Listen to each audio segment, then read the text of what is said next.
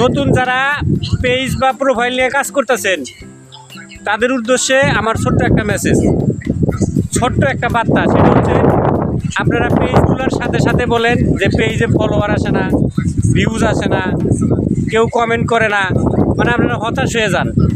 এই হতাশ হওয়ার প্রয়োজন নাই।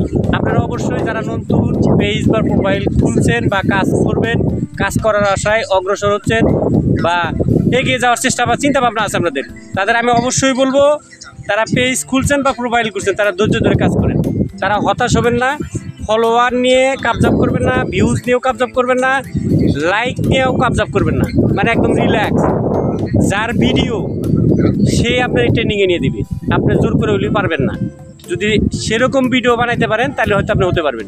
অতএব যারা নতুন প্রোফাইল বা পেজ নিয়ে কাজ করতেছেন তাদের উদ্দেশ্যে একটা মেসেজ, একটু ধৈর্য ধরুন, একটু রিল্যাক্স করেন।